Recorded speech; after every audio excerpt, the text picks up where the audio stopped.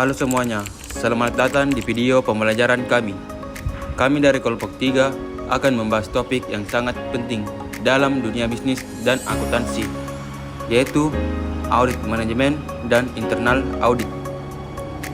Nah, sebelum masuk ke pembahasan internal audit, kita mulai dari audit manajemen.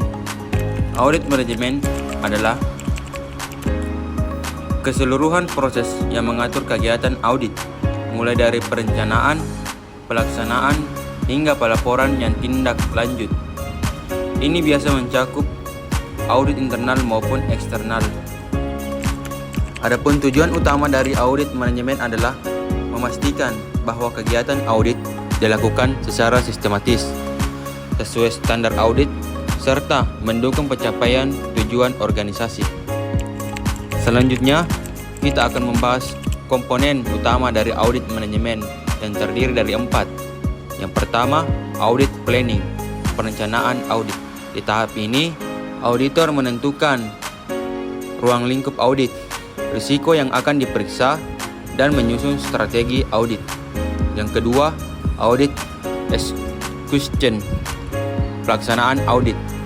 Audit mengumpulkan bukti, melakukan wawancara, dan menguji proses yang berlangsung di organisasi.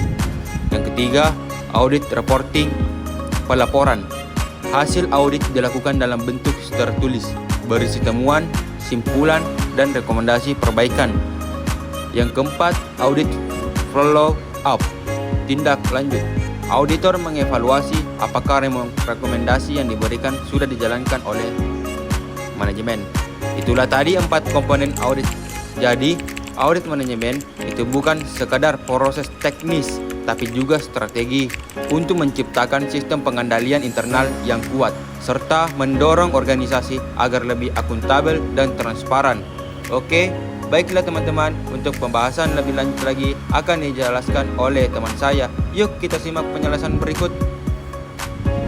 Di penjelasan sebelumnya, kita sudah membahas sedikit materi mengenai audit manajemen. Lalu selanjutnya, kita akan membahas bagian keduanya, yaitu internal audit atau audit internal. Internal audit adalah proses evaluasi independen yang dilakukan oleh unit internal organisasi.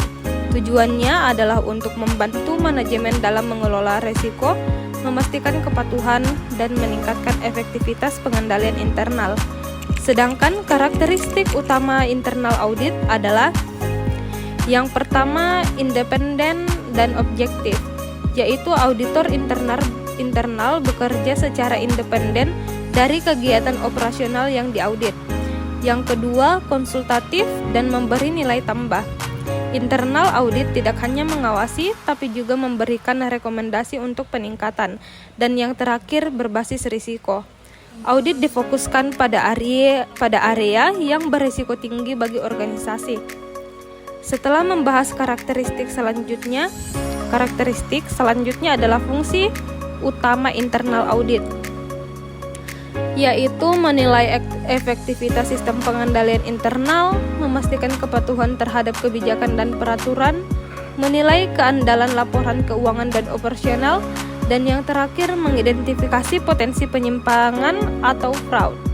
Contoh sederhananya adalah jika sebuah perusahaan retail memiliki banyak cabang, tim internal audit bisa melakukan pengecekan stok secara acak untuk memastikan tidak ada manipulasi barang. Kalau ditemukan selisih, mereka akan menganalisis penyebabnya dan memberikan solusi sistematik. Internal audit bukan polisi perusahaan, tapi lebih sebagai partner strategis manajemen untuk perbaikan kelanjutan. Oke, setelah memahami pengertian dan fungsi dari audit manajemen dan internal audit, sekarang kita akan membahas hubungan dan perbedaannya. Kalau kita lihat sekilas, audit manajemen dan internal audit memang terlihat mirip, tapi sebenarnya keduanya memiliki fungsi yang berbeda meskipun saling berhubungan. Audit manajemen adalah proses yang mengatur bagaimana audit dijalankan secara keseluruhan. Ini mencakup perencanaan audit, pelaksanaan, pelaporan, hingga tindak lanjutnya. Sementara internal audit adalah kegiatan audit yang dilakukan oleh bagian internal perusahaan untuk memastikan bahwa semua proses berjalan sesuai aturan dan tujuan perusahaan. Perbedaan utamanya terletak pada peran. Audit manajemen lebih ke arah pengelolaan seluruh sistem audit, sedangkan internal audit adalah pelaksanaan audit di dalam organisasi. Internal auditor menjalankan tugas-tugas audit berdasarkan arahan dari sistem audit manajemen yang telah disusun sebelumnya. Walaupun berbeda, keduanya saling melengkapi. Audit manajemen memberikan kerangka kerja dan internal audit mengisi kerangka itu dengan pelaksanaan di lapangan. Tanpa kerangka yang baik, pelaksanaan bisa tidak terarah, tapi tanpa pelaksanaan, kerangka itu juga tidak berarti apa-apa. Manfaat dari keduanya sangat besar. Mereka membantu perusahaan mengenali risiko lebih awal, mencegah kesalahan, meningkatkan efisiensi, dan memastikan bahwa semua kegiatan berjalan sesuai dengan standar dan tujuan organisasi. Intinya, keberadaan audit manajemen dan internal audit memberikan kepercayaan bahwa perusahaan dikelola dengan baik.